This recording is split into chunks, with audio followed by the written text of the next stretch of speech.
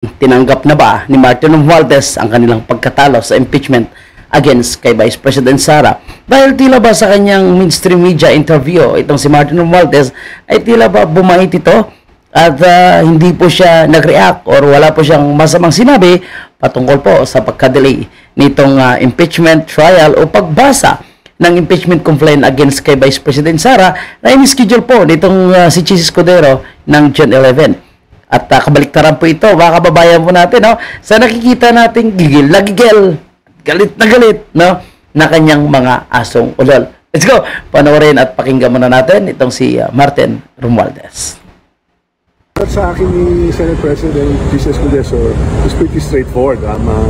Kaya yung impeachment complaint ay nasa Senado na. So we leave it to their sound discretion as to how they want to proceed and conduct. No?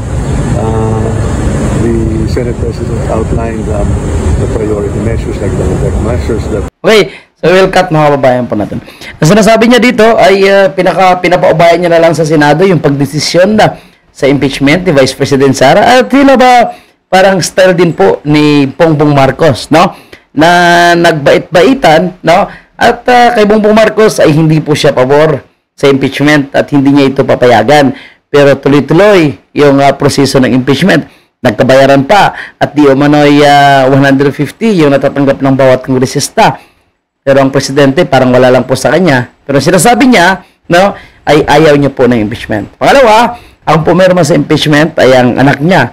Pero sabi niya, wala daw po siyang kakampi na nag-endorse ng impeachment. So ito ngayon yung drama din ni Martin Romualdez, mga kababayan po natin, na gusto niya pakita na siya po ay mabait, matino, at hindi po siya interesado sa impeachment ni Bibi Sara.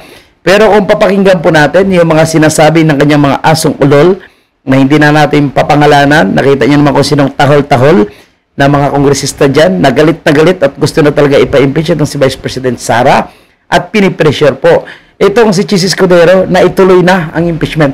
Ngunit iba, no, mga kababayan po natin, iba po mga kababayan po natin ang ginagawa ni Chis Escudero na kung pinipressure siya ng mga asong ulol ni Martin Romualdez, siya naman po ay kalmado lang at sinasabi niya na wala nang babaguhin sa Senate rules sa impeachment ni Vice President Sara. At ang magdedesisyon, either ito ay maitutuloy sa 20th Congress, ay ang mga kapwa-senador niya pa rin. At sabi niya nga, hindi siya makapagdesisyon sa kanyang sarili lang kung hindi niya po kasama ang kanyang mga kapwa-senador. Sige, pakinggan muna natin ang ilan sa naging pahayag nito si Chis Escudero, mga kababayan. Ipe-present ng Kamara yung articles of impeachment, pag-uusapan, pagdedebatihan, at kung wala, ay i-refer yan sa Committee on Rules na magsisilbing senyal at hudyat para i-create ang impeachment court sa 11 din.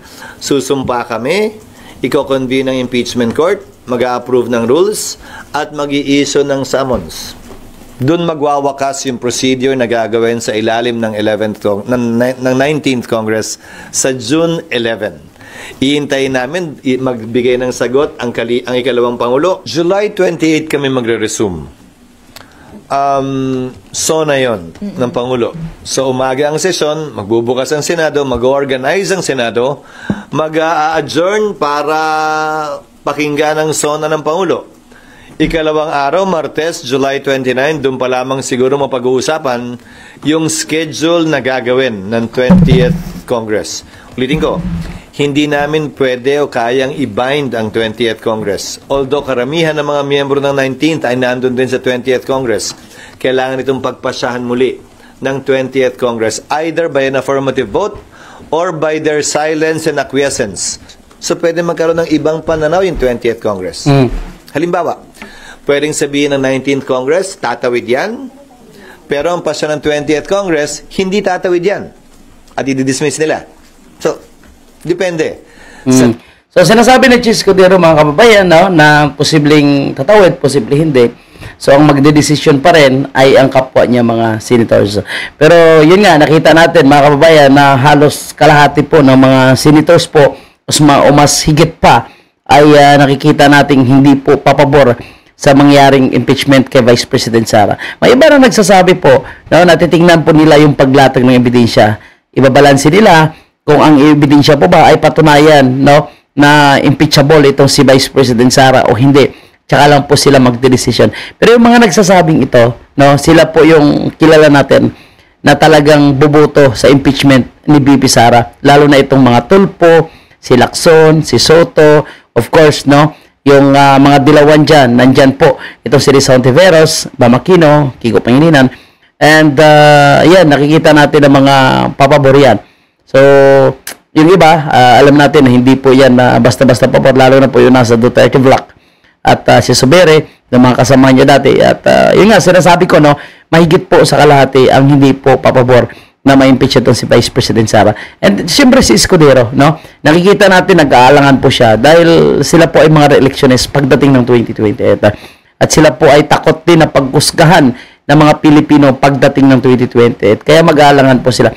Kaya palagay ko mga kababayan po natin, no, di po ba mainit ngayon ang usap-usapan ngayon sa House of Representatives na magkaroon po ng pagbabago sa pamunuan ng House of Representatives. So kaya siguro napansin ko lang, no, kung bakit ganito na lang kabait-baitan itong si Martin Romualdez dahil posibleng natatakot din po siya, no, mga kababayan po natin, sa mga mangyayari sa kanya. At syempre hindi rin siya nakasigurado kahit sabihin natin, no, na may mga nangako na sa kanya na siya po ay susuportahan, mamaya, no, bigla itong magbago pagsimula po ng 20th Congress. At alam niya kapag hindi na po siya House Speaker, tagili din po siya. At lalo na pagdating ng 2028, alam naman natin kung gaano po kataas ang ambisyon nitong si Martin Romualdez. At again, ito po yung mga nakikita ko, no, na sinasabi ng politiko na hindi daw po papabor sa posibleng impeachment na mangyayari. So, nandiyan Senator Amy Marcos, Senator J.V. Ejercito, Robin Padilla, Joel Villanueva, of course, Gatchalian, Escudero, of course, yung Duterte Block, Senator Bato de la Rosa, and Congressman Marcolita. Of course, hindi pa kasama dyan kasi ito, 19th Congress ito. Nandiyan po si Mark Villar, nandiyan po si Jingo Estrada, and of course, Cynthia Villar, no, sa 19th Congress, hindi rin po yan papabor. Si Mig Sovere, sigurado tayo dyan, hindi rin po yan papabor. Mindanawan yan, mga kababayan natin. And yung duda natin na posibleng piperma o hindi, of course, si Loren Ligarda. So, titignan natin kung ano po yung magiging reaction nila. Pero anyway, gaya ng sinasabi natin, mga kababayan, no, medyo naiba po yung aura ngayon ni Tambaloslos, no, mga kababayan po natin, na tila ba bait-baitan po siya ngayon. So, nandyan talaga yung pagiging dugo ng pagiging mambubudol nila, no, na kunwari nagbait-baitan sa harap ng taong bayan, pero taliwas po ang kanilang ginagawa against po sa mga Duterte. Nandiyan na nga po, no, yung pagsulong nila ng People's Initiative. Nandiyan po yung pagbibenta ng ginto. Nandiyan po yung papakulong at PRRD. Nandiyan po yung pagtapyas ng budget ng Office of the Vice President. Tapyas, no, at hindi binigyan ng subsidy yung PhilHealth, DepEd, modernization, mas pinapriority nila yung pamumudmod ng ayuda. Yung insertion, no, na di umano'y kinanta ni Congressman Tovichanco na dyan ang galing yung nakukuha ng mga kongresista sa pagperma sa impeachment ni Vice President Sara. Kaya wala na po tayong dapat paniwalaan po sa mga gimmick ng mga to.